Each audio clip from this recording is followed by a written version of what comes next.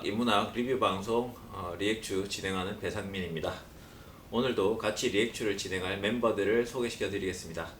먼저 문학평론가 심진경 선생님, 안녕하십니까. 문학평론가 박인상 선생님, 안녕하세요. 예, 마지막으로 사회비평가 박권일 선생님. 안녕하세요. 네, 이번 리뷰는 마티아스 에드바르드손의 발음이 쉽지가 않습니다. 그냥 마티아스로 기억하시기 바랍니다. 거의 평범한 가족입니다. 이 책은 우리에게는 다소 생소한 스웨덴 작가의 미스터리 스릴러 소설입니다. 근데 저만 생소한 것 같아요. 이쪽 마니아들은 스웨덴 작가들 잘 알고 있는 것 같습니다.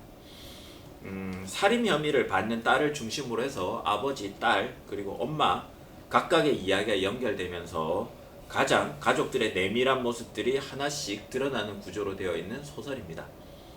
자, 그러면 거의 평범한 가족에 대한 본격적인 리뷰를 시작해 보겠습니다. 먼저 20자평 시작하겠습니다. 네, 저의 20자평은 평범함이라는 비밀입니다. 그러니까 우리가 평범하다라고 이야기를 할 때 뭐 다양한 형태의 평범함에 대한 기준들 그리고 거기에 대한 우리의 인식 같은 것들이 작동을 하잖아요. 근데 이 소설에서 어떻게 보면 이제 아버지인 아담의 서술로 직접 이제 언급이 되죠. 우리는 정말 그야말로 평범한 가족이다. 이런 식으로 이야기를 하고 있지만 사실은 이 평범함이라고 하는 것이 사실 우리의 굉장히 착각이기도 하고 평범함이라고 하는 것들을 유지하기 위하여 필요한 노력들이라고 하는 것들 실제로 우리 대한민국 사회에서도 평범하다라고 이야기를 하면 아우 난 정말 평범하지 이렇게 말하면 거기 안에서는 굉장히 여러 가지의 숨겨진 의미들이나 맥락들이 포함되어 있는 거거든요.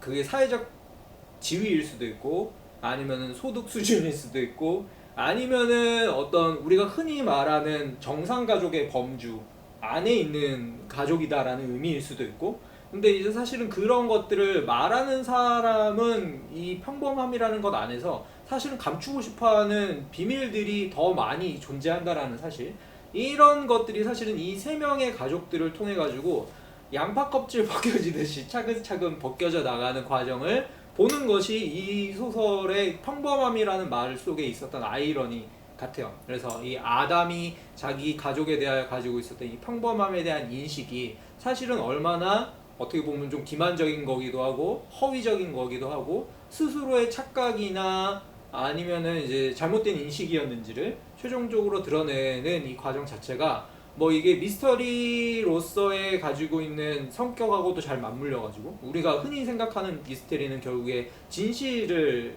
법적 진실이나 아니면 이제 사건과 관련된 진실을 추적해 나가는 일련의 장르적인 이야기인데 이 소설에서 말하고 있는 진실이라고 하는 것 자체가 가지고 있는 이 뭔가 좀 단순하지 않은 성격들 비밀들과 함께 맞물려 있고 진실을 과연 아는 것이 우리에게 좋은 것인가 뭐 이런 것들에 대한 여러 가지 입장들까지 맞물려서 이 평범함이라고 하는 거에 대해 한번 더 많이 생각해 볼 수 있게 되는 그런 형태의 책이었다라는 또 생각이 들었습니다. 네.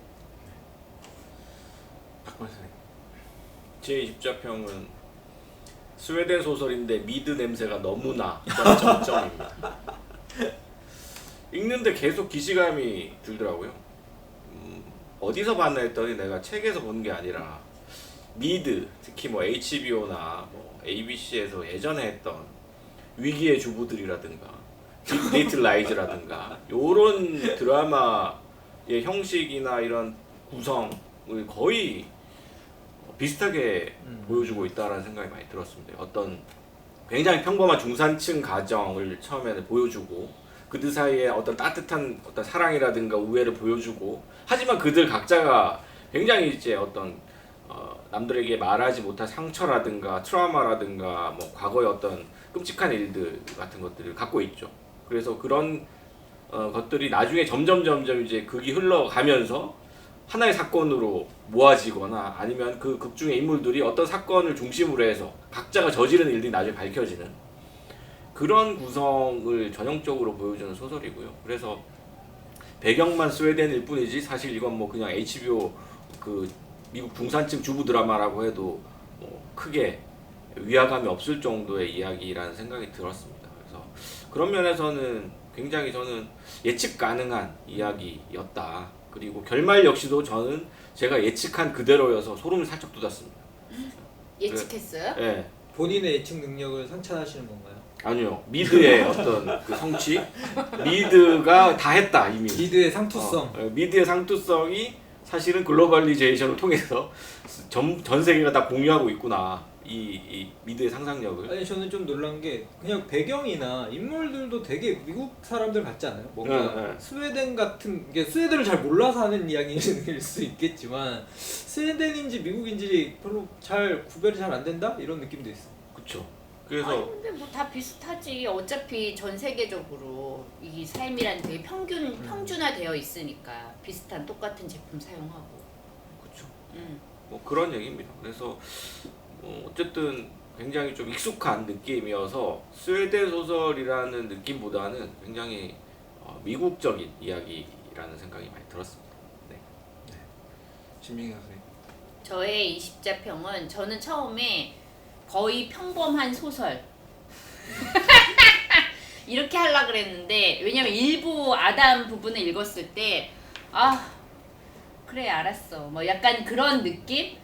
좀 지루함이라기보다는 좀 뭐라 그럴까 그렇게 지루하진 않은데 소설이 그냥 뭐 어떤 식으로 갈지 알겠다 그런 느낌이었거든요. 그리고 솔직히 되게 그냥 제목만 보고 약간 일부 전반부 읽었을 때는 어떤 평범한 가족이었는데 사실은 이제 그 안에 평범하지 않은 어떻게 보면은 그러한 각자의 비밀이나 이제 이러한 것들이 일종의 가족의 사랑이라는 희미한 그 막으로 이렇게 둘러싸여 있는 거잖아요. 그래서 그냥 그런 스타일인가 보다 하면서 이제 읽었는데 이제 2부, 3부로 가면서 아 이게 거의 안 평범한 소설이구나.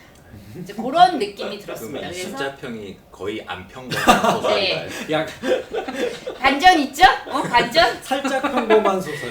그래서 20자평이 점점 이렇게 성장하는 느낌인데 약간 성장 소설처럼 20자평이 변하는데 약간 거의 안 평범한 소설이다. 저는 오히려 선생님은 되게 미드 느낌 난다고 네. 이렇게 말씀하셨는데 근데 보통 그런 미드에서 나오는 그 반전이라는 건 너무나 아이 깜짝이야 뭐 이런 식의 반전이잖아요. 그리고 되게 너무나 충격적인 내가 네 애미다. 약간 뭐 거의 그런 식의 반전이라면 여기에서는 그 반전이라는 게 어떤 측면에선 예측 가능하지만 이제 그 반전을 만드는 그 과정과 그 다음에 그 안에 이제 녹아 있는 어떤 우리한테 익숙할 수도 있지만 사실은 익숙하기 때문에 놓칠 수 있는 그런 어떤 여러 감정의 길들, 그것의 얽힘이라든가 뭐 이러한 부분들이 되게 나중에 후반부에 보여가지고 저는 오히려 후반부에서 재미를 느꼈다.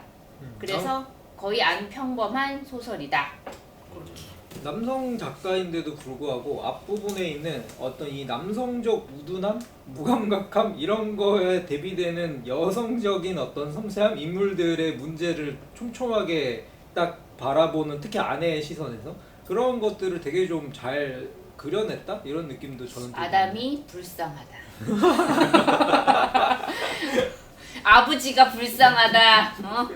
아담이 왕따다. 왕따다. 네, 뭐 제가 정리할 필요 없이 왔다 갔다 하면서 서로 정리를 하신 것 같아요. 아담이 왕따를 당한 걸로 결론을 내겠습니다. 자, 20자평 들어봤고요. 그러면 이제 다음부터 본격적인 이 책에 대한 이야기를 한번 나눠보도록 하겠습니다.